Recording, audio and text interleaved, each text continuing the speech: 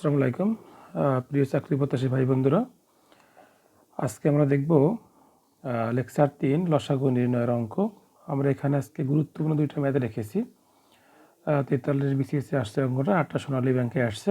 প্রথম যে ম্যাথটা এখানে আছে দেখি আমরা।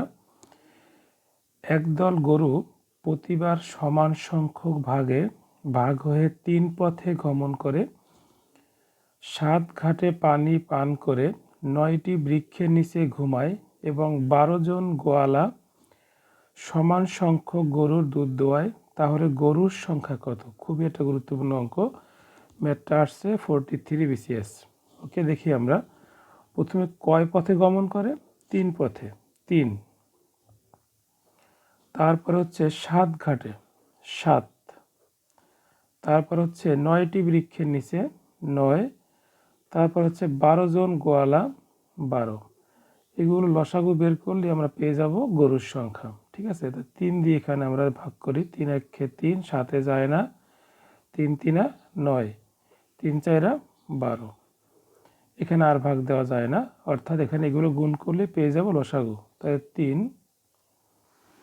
দেখেন এখানে 3 দেওয়া আছে এখানে আমাদের, যে এই 3 পথে গমন করে, 3, 7 ঘাটে তাই 7, এবং 9টি বৃক্ষের নিচে তাই 9, এবং 12 জন গোয়ালা তাই 12।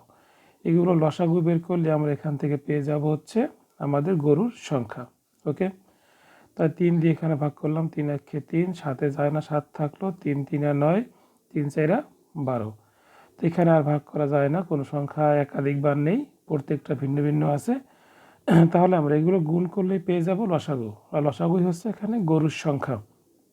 3 গুণ 7 গুণ 3 গুণ 4 ইকুয়াল টু কত হবে? এখানে আমাদের গুণ করলে হবে 252, অর্থাৎ এখানে গরুর সংখ্যা হলো 252টি। এরপরে ম্যাথটা দেখবো আমরা, খুবই একটা গুরুত্বপূর্ণ ম্যাথ। এটাও সোনালী ব্যাংকে আসছে 2018 সালে ব্যাংকের পরীক্ষায়, যে 3টি ভিন্ন ভিন্ন রডের দৈর্ঘ্য 64 সেন্টিমিটার, 80 সেন্টিমিটার, 96 সেন্টিমিটার, সর্বনিম্ন কি পরিমাণ কাপড়কে এই বড় বড় রডগুলির যে কোনো একটি দিয়ে পূর্ণ সংখ্যক বার পরিমাপ করা যাবে। আমরা আগে লসাগুটা বের করি, লসাগুই হচ্ছে এখানে উত্তর। তাহলে এখানে আমাদের লসাগু কত আসবে?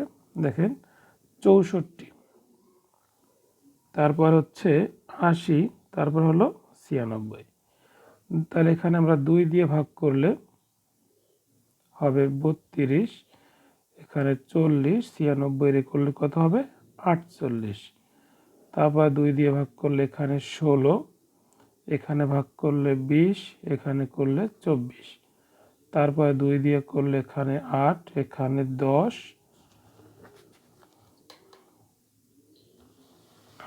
এখানে 10। তারপর হচ্ছে আমাদের এখানে করলে কত? 12। তারপর এখানে ভাগ দিলে 4, এখানে ভাগ করলে 5, এখানে ভাগ করলে কত আসবে? 6। আবার 2 দিয়ে করলে এখানে 2 দুগুণে 4, এখানে যাবে না, 3 দুগুণে 6, আর ভাগ দেওয়া যায় না। তাহলে আমরা এখানে গুণ করব, গুণ করলে যা পাবো সেটা হচ্ছে আমার এখানে লসাগু।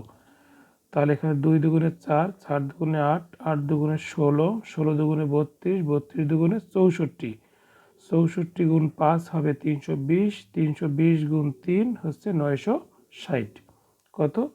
960 সেন্টিমিটার। 960কে যদি আমরা 100 দিয়ে ভাগ করি তাহলে কি হয়ে যায়? এটা মিটার। তাই 9.6 মিটার। তো অপশনে দেওয়া আছে, এই দেখেন 9.60 মিটার। ঠিক আছে, এটাই উত্তর। তো অর্থাৎ এখানে কাপড় লাগবে 9.60 মিটার।